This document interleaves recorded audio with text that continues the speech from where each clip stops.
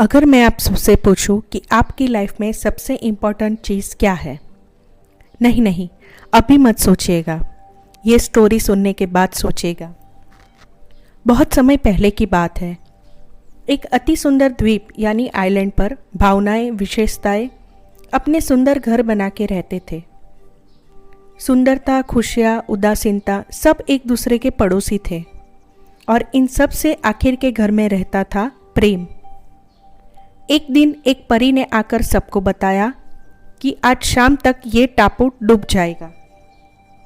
सब भावनाएं और विशेषताएं अपनी अपनी नाव लेकर पलायन होने लगे। सिर्फ प्रेम शांति से घूम रहा था। उसको जाने की कोई जल्दी नहीं थी। सबको आश्चर्य हुआ कि इसे नहीं जाना, लेकिन सब इतनी भागदौड़ में थे कि कौन प्रेम की परवाह करने बैठे। हकीकत में प्रेम को ये द्वीप बहुत ही प्यारा था।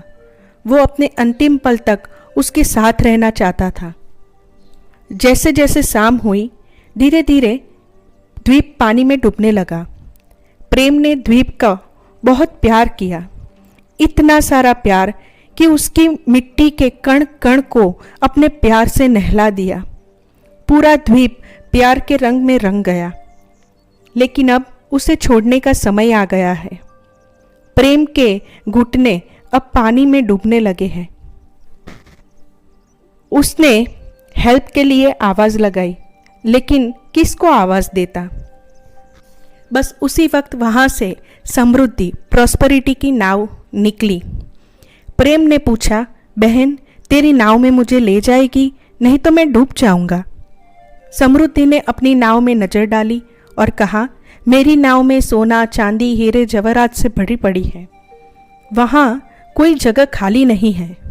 और वो चल पड़ी। उसके पीछे सुंदरता की नाव आ रही थी। प्रेम ने हाथ हिलाकर उससे मदद मांगी कि तुम मुझे अपनी नाव में ले जाओगी।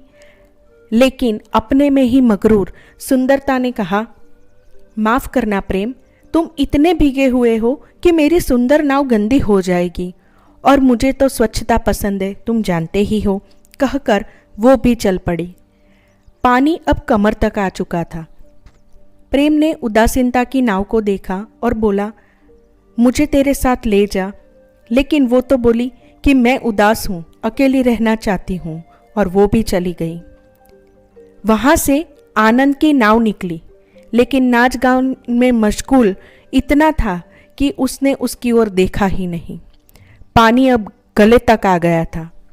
प्रेम को लगा कि वो सदा के लिए डूब जाएगा और सोच के रोने लगा। लेकिन वहाँ अचानक एक आवाज़ आई, रो मत प्रेम, चल मेरे साथ आ जा, मैं तुझे नाव में ले जाऊंगा। प्रेम ने पीछे मुड़कर देखा तो एक वयोवृद्ध आदमी नाव लेकर खड़ा था। उसने प्रेम का हाथ पकड़कर नाव में ले लिया। उस वक्त प्रेम बस डूबने ही वाला था। ऐसे अचानक से अपने आप को सुरक्षित पाकर वह थोड़ा अचंभित था। वो कुछ न बोल सका। उस वृद्ध आदमी ने उसे किनारे छोड़ दिया, तब भी वह कुछ न बोल सका। बस मन ही मन उसका आभार माना। वृद्ध उसको छोड़ के वहाँ से चल दिया। तब अचानक से प्रेम को याद आया कि डूब जाने के डर से और बच जाने की खुशी से वह उस वृद्ध आदमी का नाम पूछना ही भूल गया।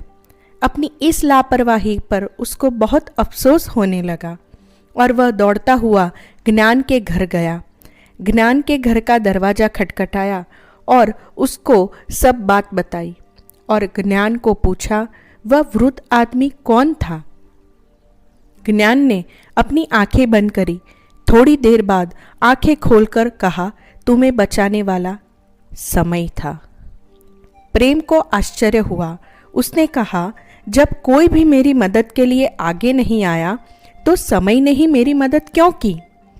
ज्ञान ने गंभीरतापूर्वक और सदियों के अनुभव के आधार पर जवाब दिया कि सिर्फ समय ही जानता है, समझता है और समझा सकता है कि प्रेम महान है और उसका महत्व क्या है।